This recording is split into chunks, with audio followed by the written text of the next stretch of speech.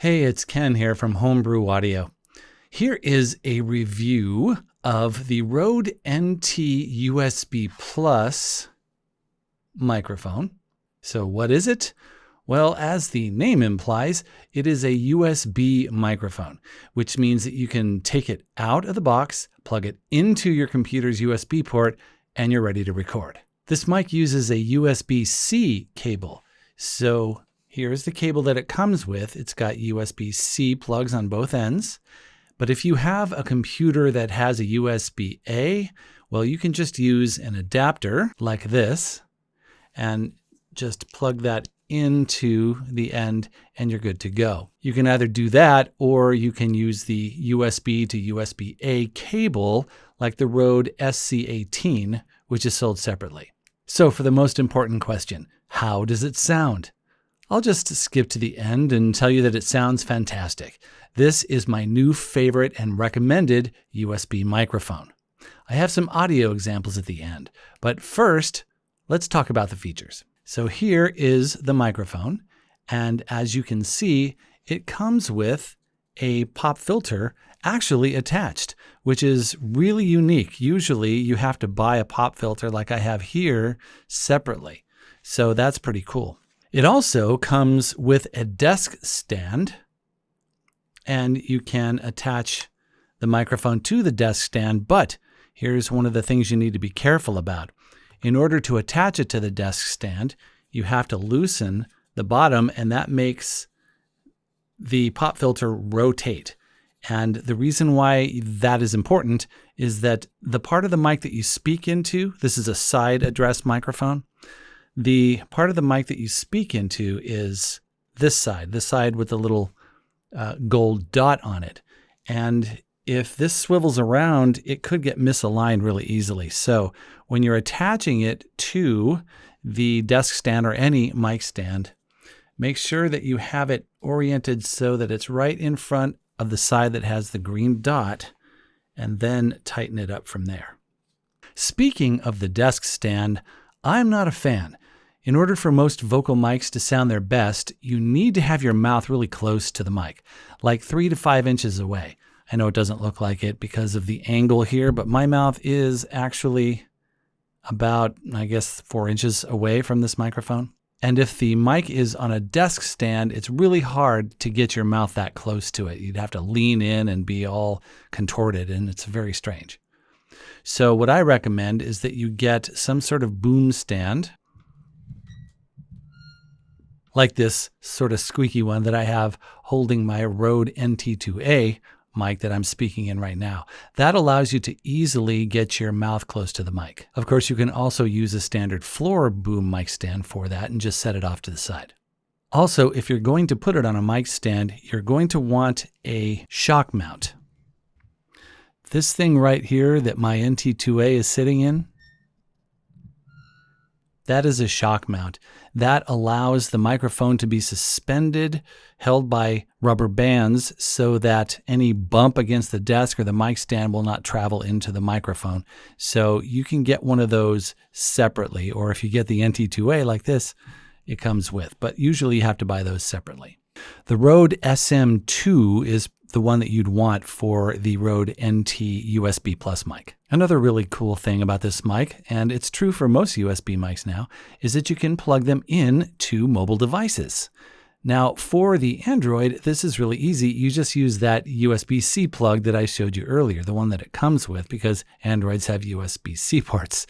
But for iPhones and iPads, things get a little more complicated. Rode recommends that you get their SC19 cable, and that's this one. It has the USB-C right here and then the Lightning at the other end.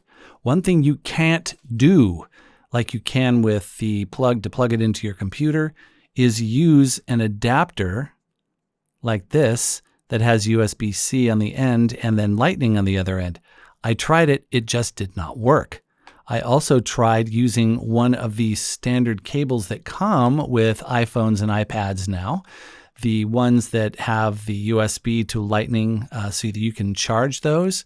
Those do not work either with this microphone.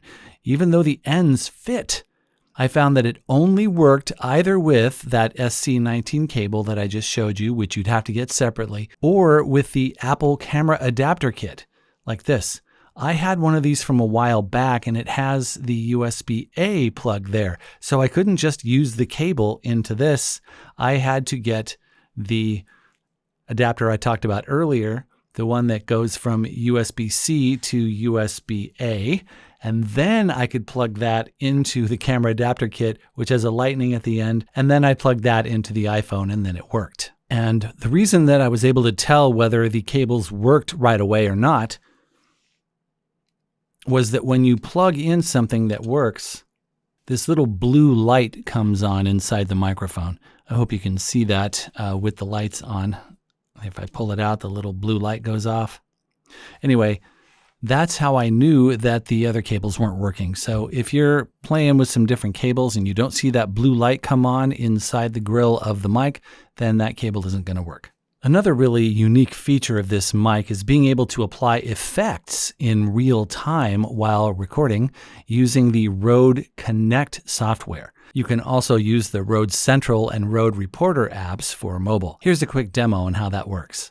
So this is something called Rode Connect. It's free software that allows you to connect multiple Rode microphones into your computer, which is very cool. You can also use this software to control things like right now I'm speaking into the Rode NT USB Plus.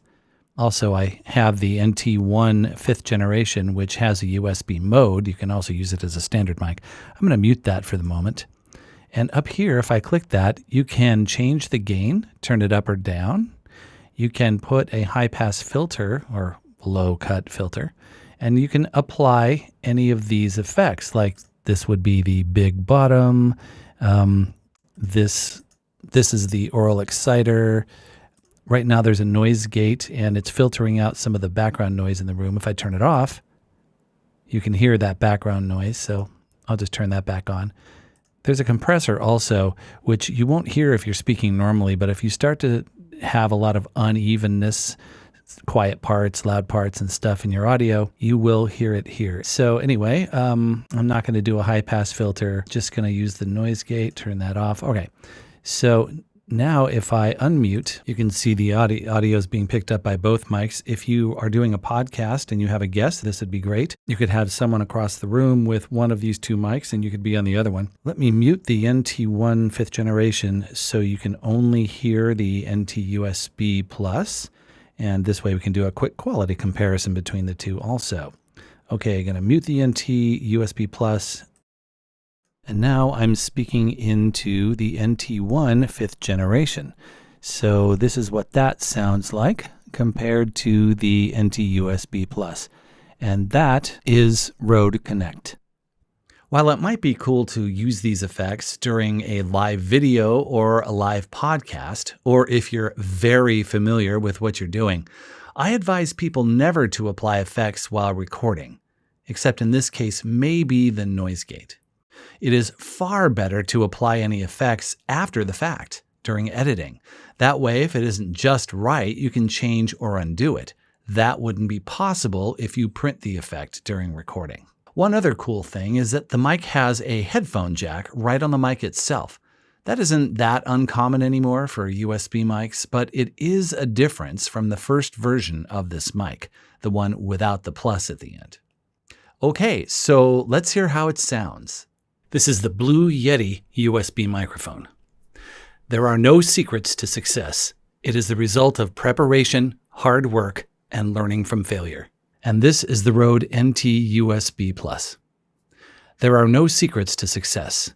It is the result of preparation, hard work, and learning from failure. And this is the Rode NT2A, my studio microphone that I use all of the time. It is a standard/XLR mic, and it is plugged in through a Focusrite Scarlett interface. There is no secret to success. It is the result of preparation, hard work, and learning from failure. Sounds pretty great, doesn't it? I still think my standard studio mic, the Rode NT2A, sounds a bit better, but not by very much at all. In fact, my wife, not knowing which recording she was hearing, actually preferred the sound of the NT USB Plus. Like I said, this is my new favorite USB microphone. If you're looking for a mic that you can use quickly and easily and is super mobile, allowing you to use it anywhere with a laptop, phone, or tablet, I highly recommend the Rode NT USB Plus. And by the way, did you notice that I changed microphones for this video? I changed it right after the section about Rode Connect. So everything from that point on was being recorded with the Rode NT USB Plus. If you didn't notice, well, that should tell you something right there.